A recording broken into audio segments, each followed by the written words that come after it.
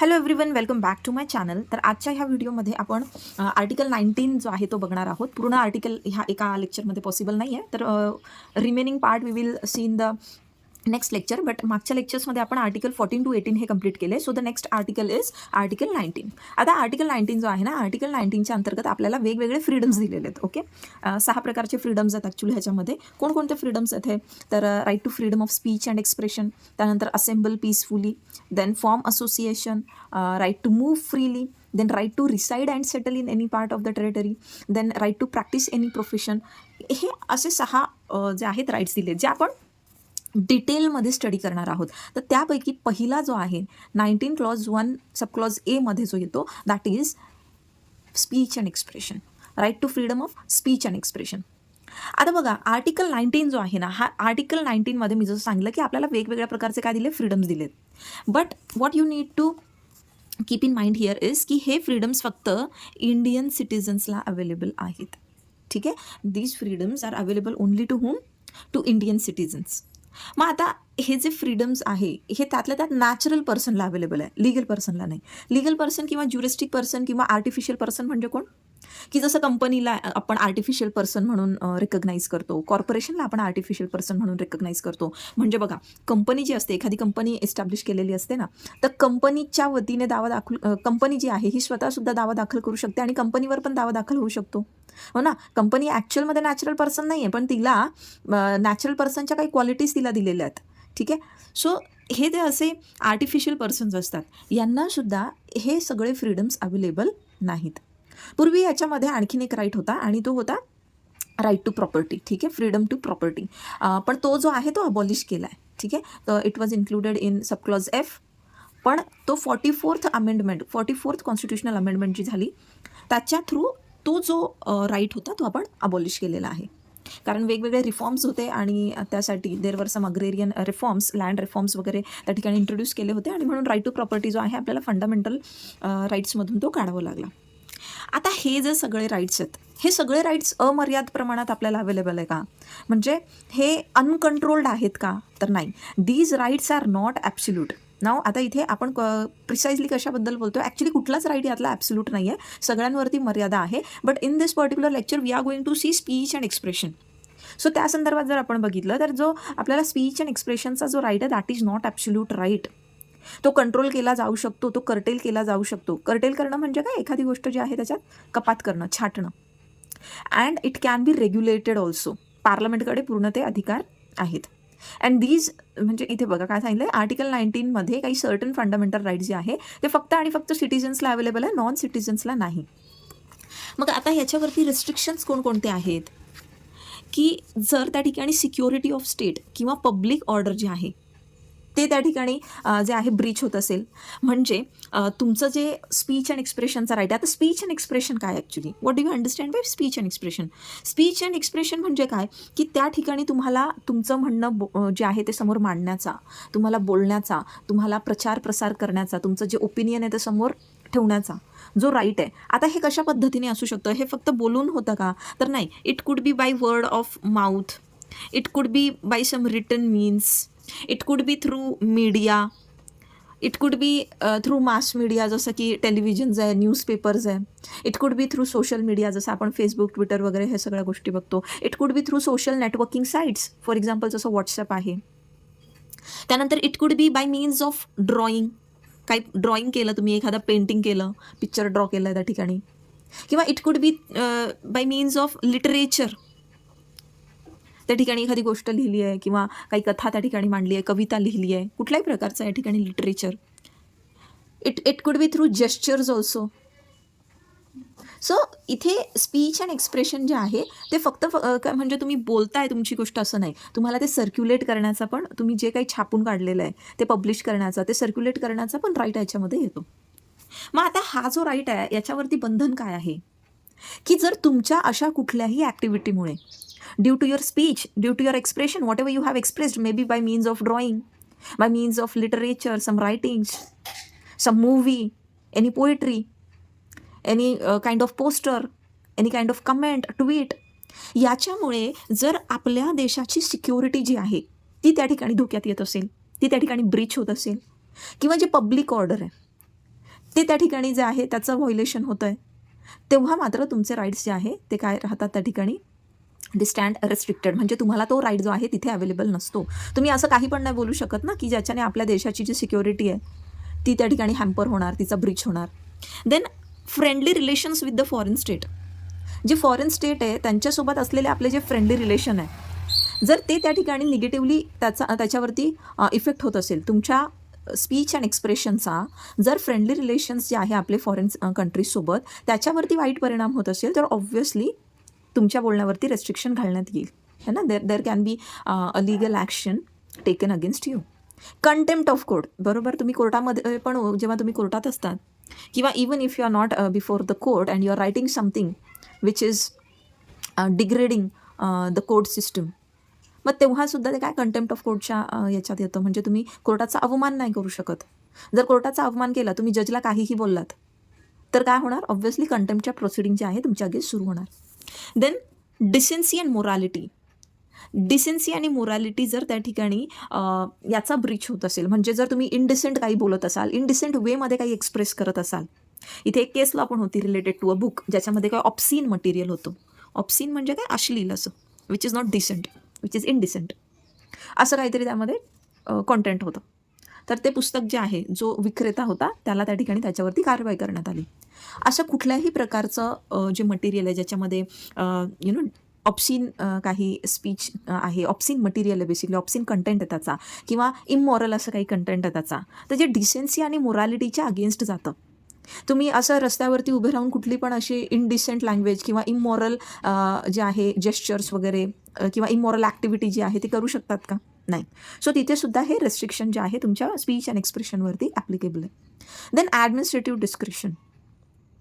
Administrative डिस्क्रिप्शनमध्ये ज्या कुठल्या ॲक्टिव्हिटीज केल्या जातात, तर जर तुमचंच त्या ठिकाणी what ever things you have sed or what ever material you have published or what ever things you have expressed, जर ते ह्याला व्हायोलेट करत असतील तर अगेन तिथे सुद्धा रिस्ट्रिक्शन येणार. ॲडमिनिस्ट्रेटिव्ह डिस्क्रिप्शन ॲक्च्युअली जेव्हा तुम्ही थर्ड इयरमध्ये जाणार ना, तेव्हा तुम्हाला व्यवस्थित समजेल. आता काही खास समजणार नाही, हा पॉईंट सध्या वगळला तरी चालेल ना. Professional and technical qualification.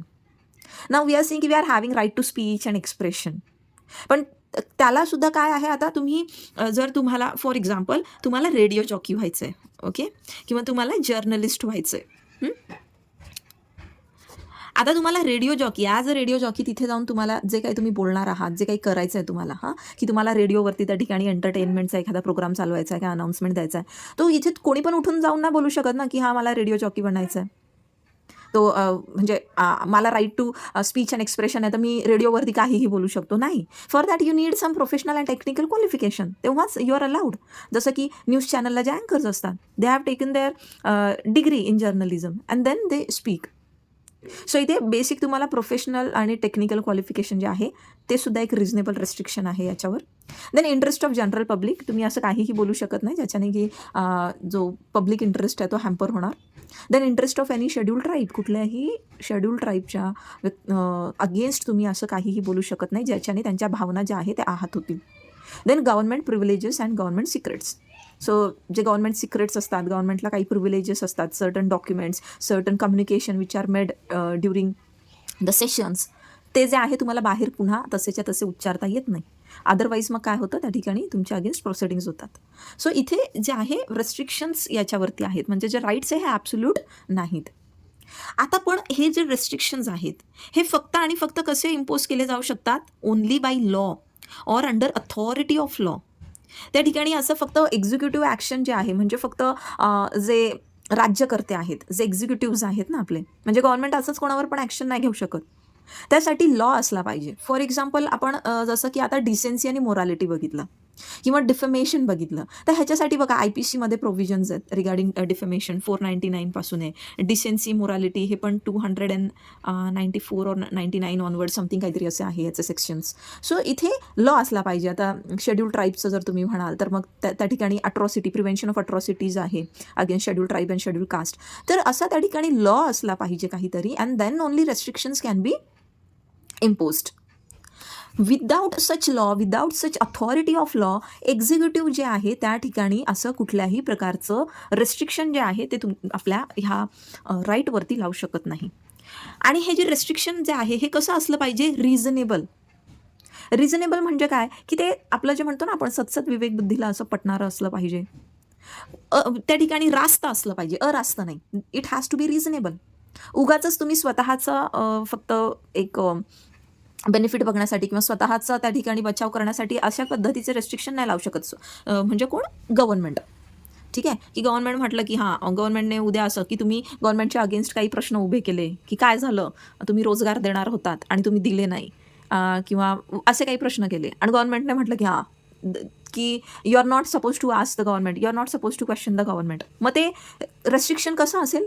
अनरिझनेबल. Reasonable असेल का? नाही. रिझनेबल रेस्ट्रिक्शन कधी आहे? की जसं बघा आपण इथे बघितलं की सिक्युरिटी जी आहे देशाची ती धोक्यात येणार असेल, तर ते काय आहे? कोणाचं तुम्ही बदनामी करताय, डिफेम करताय कोणाला. डिफेमेशन म्हणजे काय? कोणाचं तरी त्या ठिकाणी तुम्ही बदनामी करताय, मानहानी करताय, तेव्हा ते रिझनेबल आहे. तर हे रेस्ट्रिक्शन कसे असले पाहिजे? रिझनेबल असले पाहिजे आणि they must be related to the purpose. ठीक आहे, असं नाही की काही पण मोघम त्या ठिकाणी रेस्ट्रिक्शन लावले. मग आता हे रेस्ट्रिक्शन रिझनेबल आहे की नाही आहे हे बघण्याचं काम कोणाचं आहे?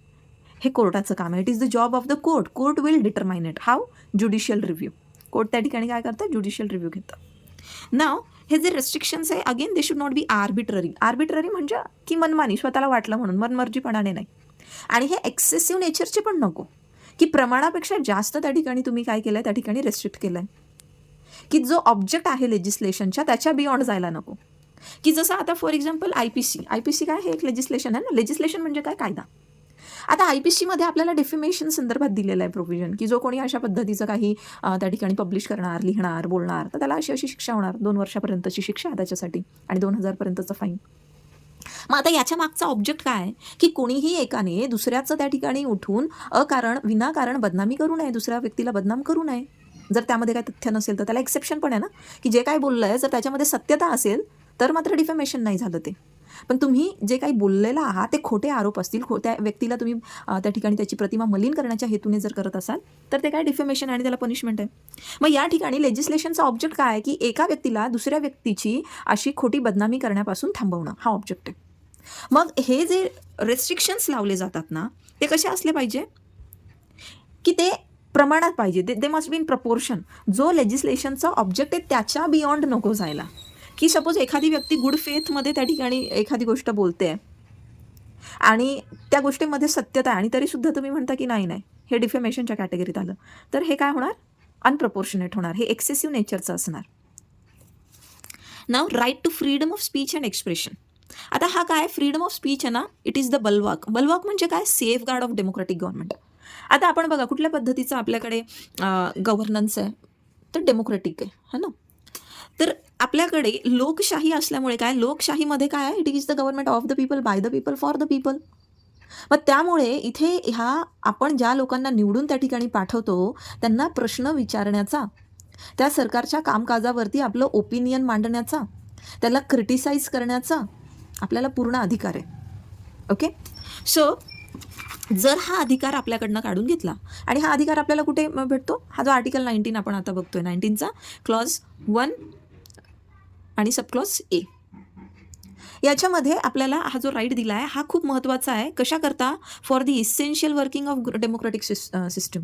जर त्या ठिकाणी जनतेला आपलं बोलणं त्या ठिकाणी मांडण्याचा, आपले ओपिनियन जे आहे ते एक्सप्रेस करण्याचा, क्रिटिसाइज करण्याचा गव्हर्नमेंटला राईटच नाही दिला तर त्या डेमोक्रेसीला काही अर्थ राहणार आहे का? अजिबात नाही.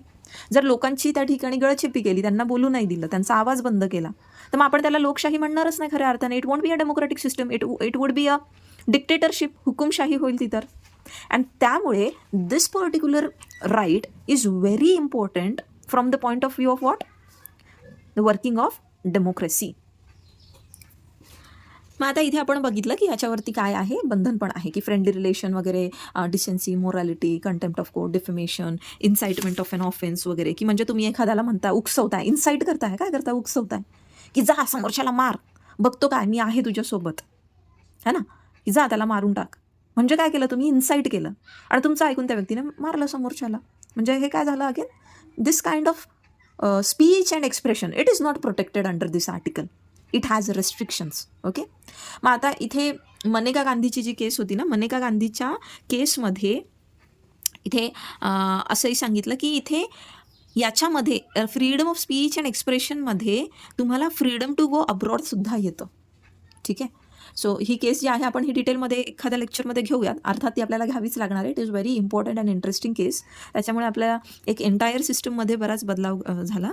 नाव freedom to paint, to sing, to dance, to write poetry, literature, हे सगळं जे आहे हे फ्रीडम ऑफ स्पीच अँड एक्सप्रेशनमध्ये येतो. इवन राईट टू प्रपोगेट करणं म्हणजे काय, प्रचार करणं वगैरे, किंवा पब्लिक ओपिनियन जे आहे तुमचं त्या ठिकाणी देणं, दिस इज ऑल व्हॉट स्पीच आणि एक्सप्रेशनच्या अंतर्गत येतं हे. नाव हे जे स्पीच अँड एक्सप्रेशन आहे हे फक्त तुम्ही एक व्यक्ती दुसऱ्या व्यक्तीशी बोलते असं नाही आहे. This right is what this right also includes to communicated through any available media.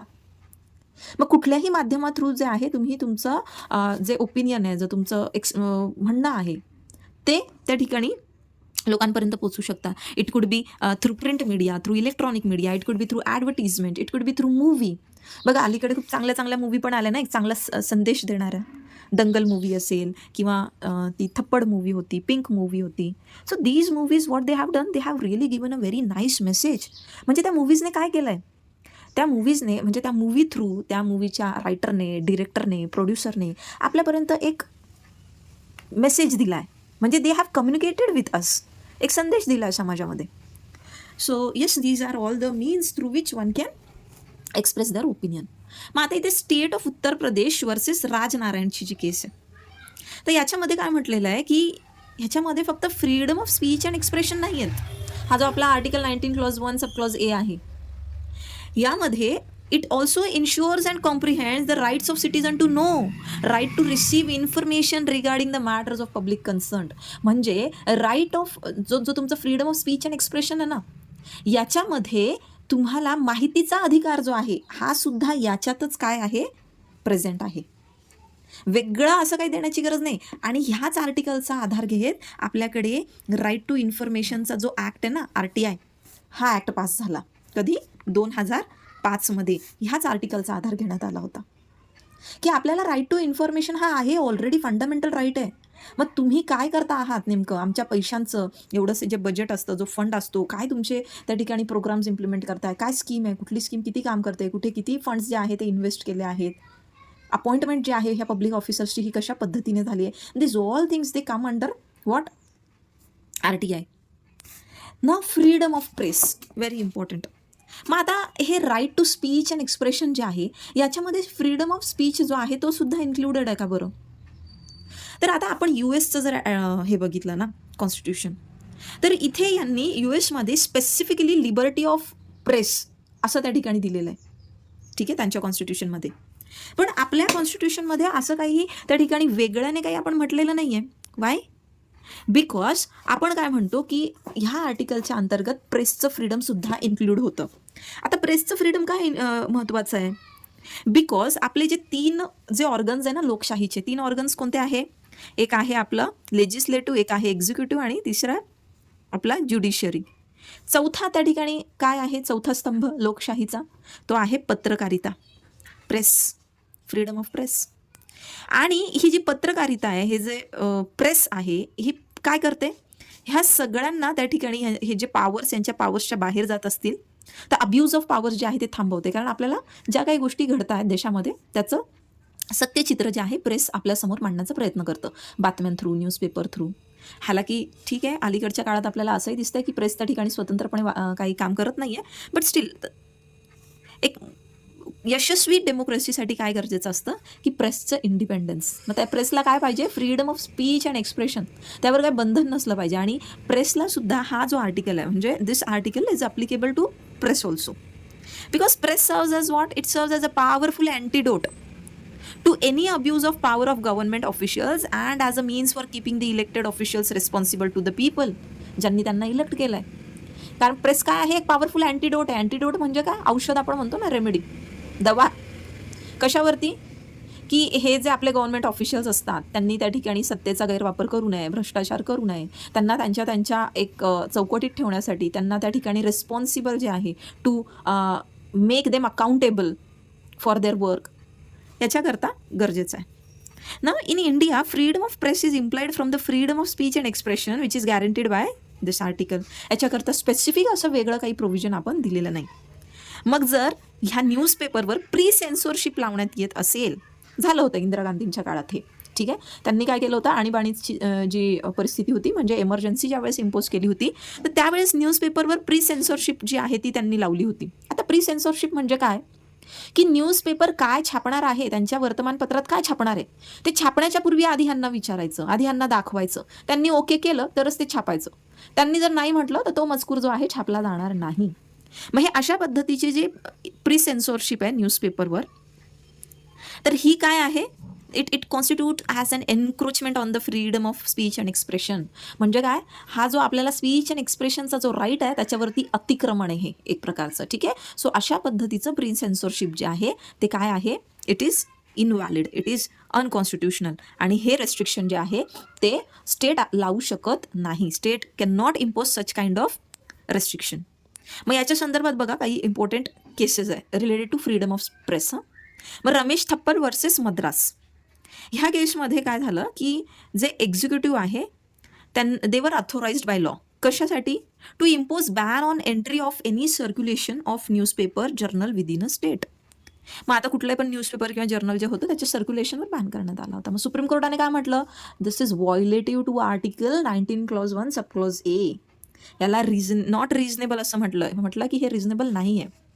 Then there was another case pre censorship संदर्भात, ब्रिजभूषण. बघा ही केस तुम्हाला आरामात लक्षात राहील, कारण की सध्या Brijbhushan again there is another case going on ना, आणि state of Delhi. So Brijbhushan versus state of Delhi, ह्याच्यामध्ये प्री सेन्सरशिप जी आहे न्यूजपेपरवर लावण्यात आली होती. आणि मग इथेही कोर्टाने म्हटलं की हे काय आहे, व्हायोलेटिव्ह आहे. आता इथे एक इंटरेस्टिंग केस आहे सकाळ पेपर्सची. Sakal papers private limited versus union of India. इथे गव्हर्नमेंटने काय केलं, गव्हर्नमेंट ऑफ इंडियाने एक newspapers price and page act जो आहे तो पास केला, आणि त्याच्यासोबत daily newspaper price and page order जी आहे ती सुद्धा त्या ठिकाणी पास केली. आता ह्या ॲक्टने आणि ह्या ऑर्डरने काय केलं की त्या ठिकाणी वर्तमानपत्रांची पानं किती असणार आणि पानांनुसार त्याची किंमत किती असणार याला रेग्युलेट करण्याचा प्रयत्न केला. सोबतच त्या वर्तमानपत्रामध्ये जाहिरात जी आहे ते जाहिरातीचं जे आहे साईज किती असणार, किती एरियामध्ये असणार, कुठे असणार, अँड ऑल दिस. मग या ठिकाणी पिटिशनरने चॅलेंज केला हा ॲक्ट. सुप्रीम कोर्टाने काय म्हटलं की येस, हा जो ॲक्ट आणि ही जी ऑर्डर आहे ना ही काय आहे, इनव्हॅलिड आणि अनकॉन्स्टिट्युशनल आहे. त्याच्याने काय होतं आहे, डिरेक्टली प्रेसचं जे freedom of speech and expression आहे ना त्याच्यावरती काय येते, गदा येते. So this particular act was held unconstitutional. आता ना एक आणखीन एक केस होती, Bijoy Emmanuel versus state of Kerala. आता राईट ऑफ स्पीच अँड एक्सप्रेशनमध्ये ना राईट टू रिमेन सायलेंटसुद्धा येतो. ठीक आहे. तुम्हाला जसा बोलण्याचा अधिकार आहे तसंच तुम्हाला शांत राहण्याचा सुद्धा तुमचा फंडामेंटल राईट आहे. आता ह्या केसमध्ये काय झालं होतं की there were the certain people, एका सर्टन रिलिजनला बिलॉंग करणारे, ते म्हटले की आमच्या रिलिजनमध्ये गाणं वगैरे म्हटलेलं चालत नाही, म्हणजे आम्ही देवाच्या व्यतिरिक्त इतर कोणाची स्तुती करू शकत नाही, अँड सो ऑन, असे काहीतरी त्याचे फॅक्ट्स होते. So these people, these students, they did not actually, त्यांनी जे आपलं नॅशनल अँथम आहे ना ते नाही म्हटलं, म्हणजे नाही बोलायचे, ते गप्प राहायचे. कोर्टाने म्हटलं की इथे राईट टू जो स्पीच अँड एक्सप्रेशन आहे याच्यामध्ये शांत राहण्याचा पण तुम्हाला राईट आहे, and if some person chooses not to speak he may remain silent. तो ही जी केस आहे ना ही फार लँडमार्क जजमेंट आहे regarding to this right to remain silent. So this was all about right to speech and expression. आता याच्याशी रिलेटेड ना एक खूप लँडमार्क केस आहे, Maneka Gandhi versus union of India. ही जी आहे आपलं ज्यावेळेस लेक्चर होईल तेव्हा आपण डिस्कस करू. खूप इंटरेस्टिंग केस आहे.